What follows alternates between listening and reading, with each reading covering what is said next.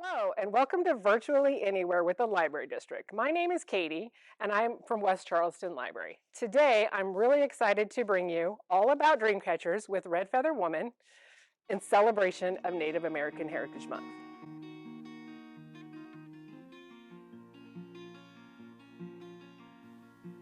Hi, my name is Rose Red Elk. I'm also known as Waika Luta Winya, Red Feather Woman.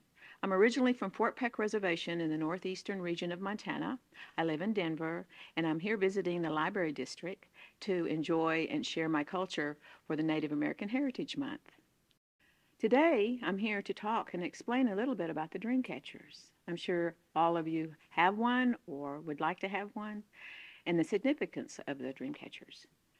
What I was told, there was like three different tribes that claim the fame to Dreamcatchers. The Ojibwe, the Navajo, and the Lakota. I am Lakota and Nakota, and I make Dreamcatchers. I take mine to a little bit higher level with more contemporary design with natural stones and semi-precious metals. But the intentions of the Lakota Dreamcatcher are what makes it so unique and different because they do differ from the Navajo and the Ojibwe. The Lakota Dreamcatcher is different because not only does it keep out the bad dreams, it keeps in good visions and good thoughts. It's all about the intention when you're making the Dreamcatcher, when you're weaving, because it's all about energy. It's all about keeping us safe and having good dreams instead of bad dreams. So I would like to tell you a little bit about the Dreamcatcher and what I was taught. The Dreamcatcher originally was given to the elder, the medicine man, and he was Iktomi. Iktomi is a shapeshifter. Sometimes he can be pretty mischievous, and other times he has wonderful wisdom. In this particular time, a young lady in her band had a little boy who was having nightmares. And customary, they would go to the medicine people when for sickness or for advice, and she went to him hoping that he could help her because the little one was keeping everyone up in the lodge that night, at night. So she asked him if there was something that he could do. And he thought about it, and it's customary as well for medicine people. They go off by themselves in the elements, in the nature, to commune with the spirits and with the Creator. And while he did this, as he walked up to a boulder, he had his staff, and his staff, on the end of his staff, he had his favorite horsehair, he had an eagle feather, he had a favorite stone, and he used it for walking when he went up to the trail. As he went and approached this particular area that he wanted to be, he placed his staff behind him on a large boulder. As he looked up to the sky, he could see the moon. It was a full moon that night, and the stars were glimmering, glistening. It was clear night. And as he prayed to the Creator and to his spirit helpers for guidance for this young woman and her little boy, he heard a really strange chirp, like tip, tip, tip, tip. And he couldn't imagine what that was, but it was a different language, but he understood. And he looked behind him on the staff, and there was Iktomi, the shapeshifter, and he knew. Iktomi had something for him. And they started speaking in this language that only they understood. So Iktomi perched himself on top of the staff and started speaking to the medicine man and started weaving this web, spider web, starting on the outside and moving in. And as he weaved this web, he told the medicine man, he said, your people need a tool.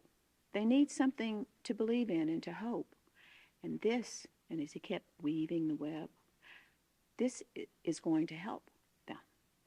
As he kept weaving, he said, sometimes we're lost in life. Sometimes we don't know what directions to take. It's difficult.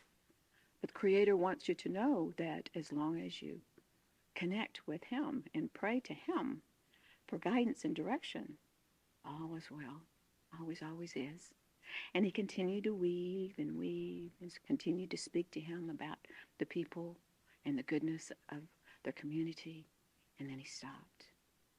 And as the medicine man looked on this staff, it was a beautiful web. And the dew was glimmering and the web all glistening. And Iktomi told him to take it back to the lady, to the young woman, and put it into their lodge. And she didn't have to put it right by the child, anywhere in the lodge, because it would not only keep out the bad dreams, it keeps in good thoughts and good visions. So that's the difference with the dream catchers. I always tell people that you can put it anywhere in your home. It's all about the intentions and the power and the energy of the great creator. Now, on a practical level, oh gosh, they would make dream catchers, and they would actually put nectar and honey later as they traded sweetness on this web, and they would place it in the cradle by the cradle board or by the child, and it would keep the mosquitoes and the bugs away. So there's the practical reasons for the dream catcher as well.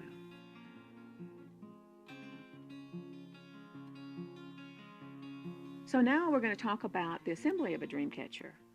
You know, back in the old days, the Lakota people would use willow bark, and it's a very small little branches, and they would make them kind of like a Christmas wreath, I suppose, but they would wrap them around and would make a circle, because back in those days they didn't have metal.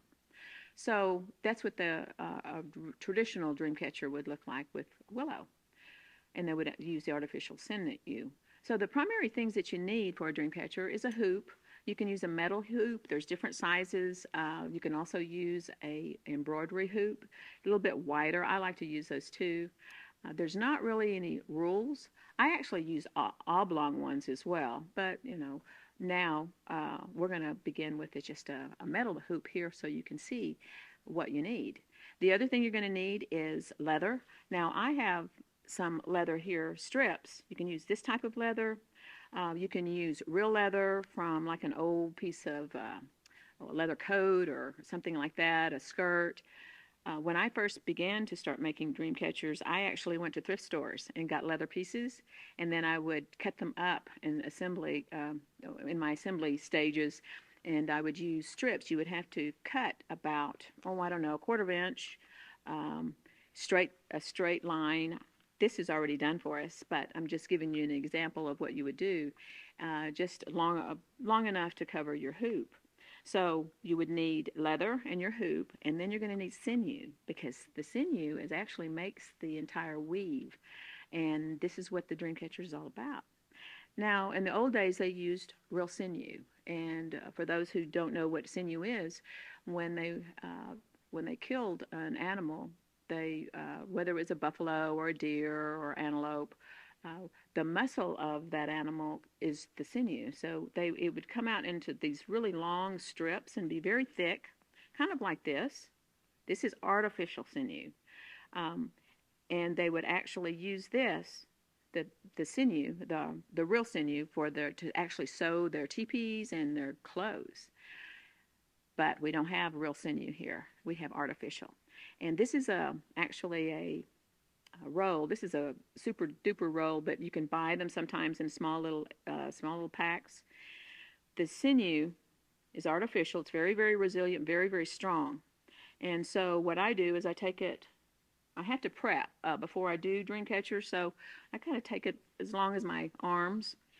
And if you have someone to help you, I sometimes have put my grandchildren to work to help me strip this sinew, because this is actually I don't like to work with it this thick. I like it smaller, and usually I think it just looks better.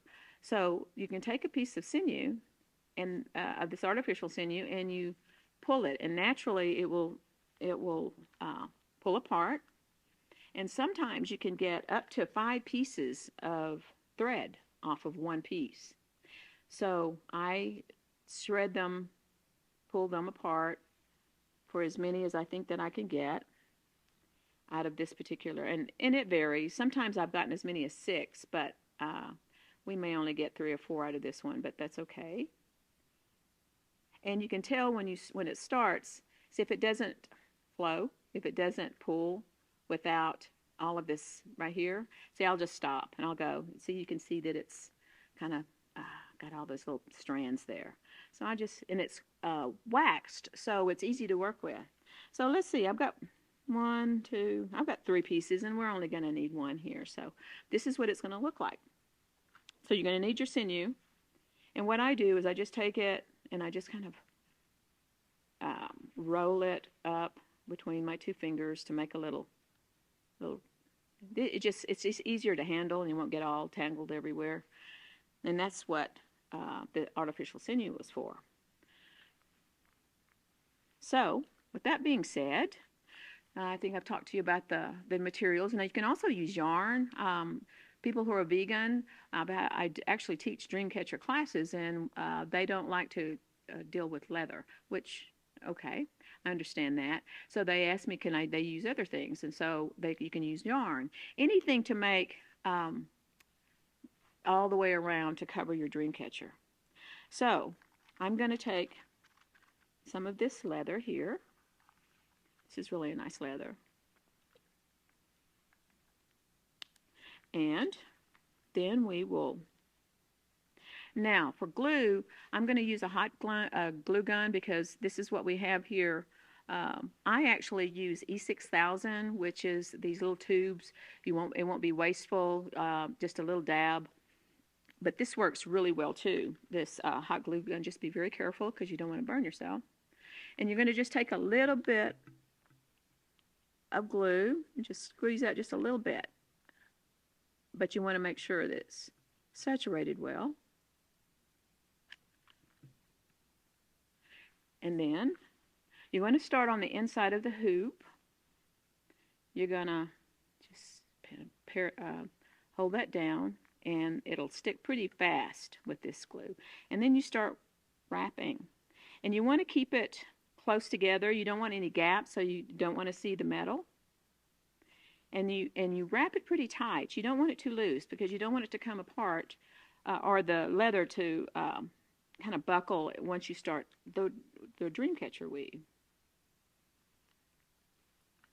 And you'll wrap this and hold it with your finger here to keep it, make sure it stays. When it dries enough, then you can let go of it. If you need to, you can actually use little clothespins or clips for, what are those little black clips for paper, and just stick that on that end to hold it if you want to. But I think this is going to stick. But I'm going to hold it for a little while longer and go around.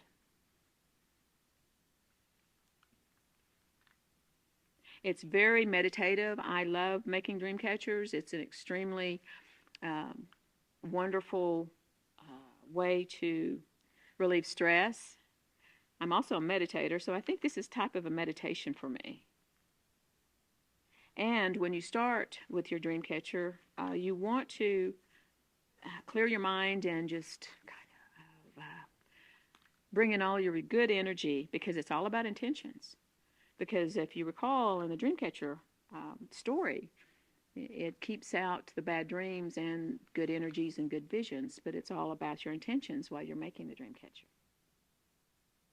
Okay, so now that we've completed our wrapping, now this is a smaller one. I've just finished this one, and this is the same material that we used to begin. So this is a completed one. So now the important thing is the weave, and so we're going to begin that, and it's not difficult at all, but I'm going to just show you how you get started. So I've got a piece of sinew that I used, and then I just pull it out like that. And then we're just going to, usually you want to put it in the top or the area to cover the flaw of the knot here. You can put it anywhere you want, but that's what I do. And so then we're going to take the sinew and just wrap it around really tight. You're going to have a tail at the end here because you're going to need that. I usually wrap it about 2 times, maybe 3, just to secure it. And then we're going to tie a square knot. Just a simple square knot. And you want to do that at least twice, maybe 3 times. Turn it the other side, turn it around like we started here, And then just kind of turn it this way and tie another knot. You want to be careful with your knots because it is waxed and it will come undone if it's not tight enough or if you don't have it secure. And so you're going to have a little tail here. Now we're going to start. And I always go to the left, and I always start underneath and the section. So you've seen some dream catchers that are really, really tight. They're really, really small with the weave and the net. Then you can see some that are larger. It all depends on the sections, on how wide these sections are.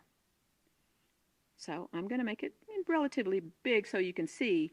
You come from inside here, go around, come back through the front, and pull. And then pull this string. And that's all there is to it. I'm going to make them kind of big. And then you come back over to the next, go around and through, pull it through. And you make it, and you just pull it through there, and it's just a little, and it starts making these little squares, not squares, little sections. And remember the story, he started on the outside and goes in. And this is the same with the dream catcher. You start on the outside, move in. And you go all the way around, and it doesn't have to be perfect. Now some people have taken a little measure of, rulers and section to make sure that it's just perfect. But that's the beauty. This is something you may not know. Beaders, Native American beaders, artists, I do this too. We always put a flaw in our work. And the reason that we do that is because it shows that we're humble and nobody is perfect. And so this way we can just kind of have respect for being a human. And we put a flaw in our work just to show that we are not perfect. And now this is the first round. Now, what we can do, if you want to, I put elaborate, and you'll see some of my pictures on this video of real intricate beads and stones. This is when you want to put in your beads. You can get, there's seed beads that are really, really tiny. You've got different stones. Most all bead stores have these different kind of stones and beads. You can get them anywhere for crafts. You can just start out, just simple things. You put them in one at a time, and this is something you got to remember and don't get frustrated.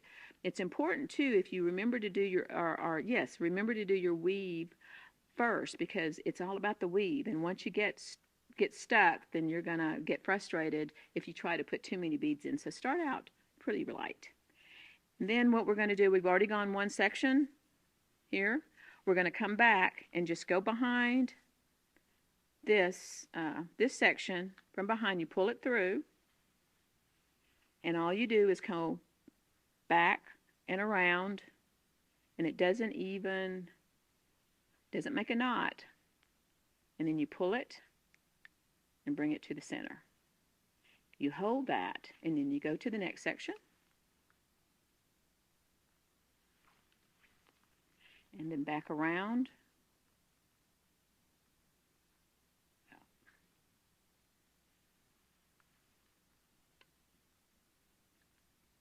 And as you can see, it's starting to make shape. And to see these little sections, this sinew will move.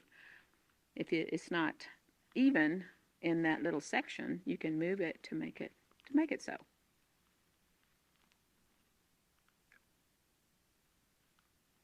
So you want to just continue to do that through each section. So you can see how it's starting to be a web. And if you have beads or something in there, you can put them in. Now, one of the three designs that I have integrated over these many, many, many years I've been making dream catchers are the universe, the swirl, the four directions, and stars. And to do that, it has to do with counting. You have to count, and that's more for advanced dreamcatcher weavers. But that's what I have evolved with my style and my dream catchers. Mine are Lakota dream catchers with contemporary design. The Lakota dream catchers has to do again with the intention.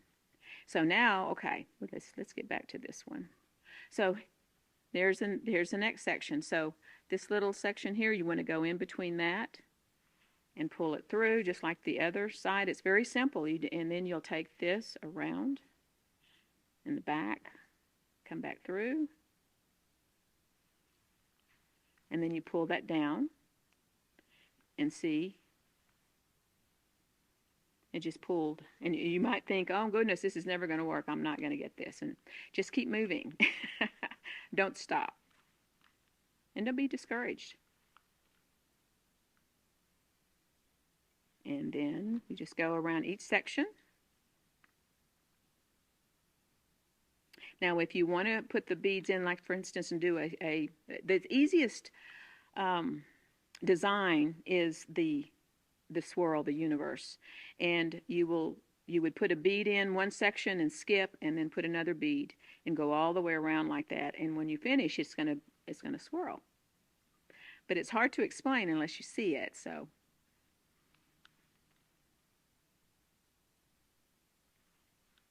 But you can have fun with it. Now, I actually use fetishes, different fetishes for the center of a dream catcher. Now, there's really no rules again to the centers. I do custom work as well, but I usually use things like your animal power animal, which would be maybe a wolf or a bear, and I find really unique and beautiful pieces. I call it hunting and gathering. I go to antique stores and I look at old vintage jewelry and stones, and I will pick up things there if I'm inspired. It's just a incredible hobby, passion of mine, besides telling stories, singing songs, and writing. I do a lot of things in the arts, but making dream catchers is very rewarding for me, and very, very meditative and soothing. So I use fetishes for the center. Now you can actually glue some things on a dream catcher. The weave won't allow it unless it's a really tight weave because it won't stick. That's why you put them on one at a time. But the fetishes I will use, sometimes I have to glue them in the center. You can do all kinds of really cool things with dream catchers. So afterward, when we finish this weave, which I'm just about done here, I'm going to just go through a few more, and then we'll talk about the finishing part of it, the finalizing it, which we use more leather. I put feathers. I have integrated wire. And instead of the fringe, you can do so many things. So now I'm going to finish this off. Now, people have asked me, doesn't it need to be completely closed, like just, tiny, tiny? I don't. I leave mine open enough for this fetish. And no, it does not have to be completely closed, because you've got to let those bad dreams and that energy out, the bad energy, right? Okay, so now I'm going to close it off. So I'm going from behind and coming back around this little section. And to close it off, to finish it, you go back into that same section, because it's going to make a knot. And then we can, now on the larger dream catchers, you're going to run out of sinew, so you're going to have to tie on another piece of sinew to continue the weave. And what I do is, see, I've got that enough. Okay. So now you want to take your scissors, and you don't want to cut too close. You're gonna cut that down a little bit more after. I use hard as nails clear polish, and I'll dab. That's a beater's trick, actually. You dab the knot, and then that way it'll harden. So when you do trim, it'll completely keep it. So this is the dream catcher. I put the weave, and then afterward, what we do is we take more leather, and usually they'll make them. You'll put one on this side and on this side, like three, one here, or you can put two, three. I mean, it's just up to you. But usually you have at least one on one side, one on the other, and then one that's hanging down, or several that's hanging down. And then from there, you put these pony beads on the leather, and you put your feathers, whatever color it is that you want to use, and you put the feathers underneath that pony bead. You also have to glue the feathers in. Then you put your hanger on. And you can have a fetish in there, like I said earlier, and your hanger, the same principle, and then you'll have a completed dream catcher. We'll show you some pictures of some of mine, but and I think I might have some more plainer ones so you won't be overwhelmed and thinking, oh, I'll never do that. I don't want to intimidate you. This is the simplicity of what you need for a dream catcher.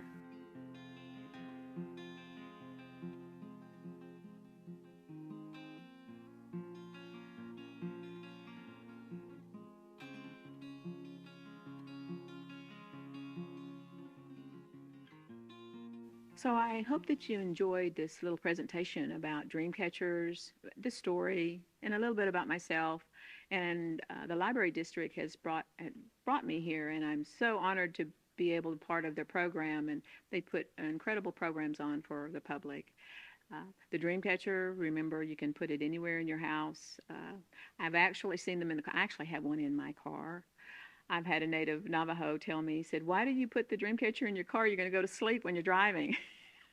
I said, no, it's just a decoration. But I like my dream catcher. You can put them anywhere in your house. And not only does it keep out the bad dreams, it keeps in good thoughts and good energy.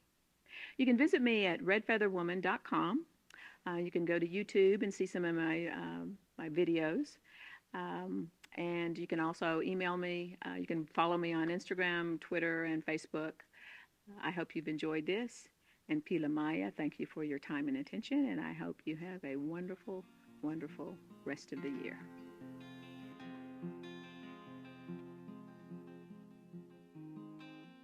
Thank you for joining us today. If you'd like to see more of our amazing programs now available anytime, anywhere, please hit the subscribe button or visit us at our website at thelibrarydistrict.org.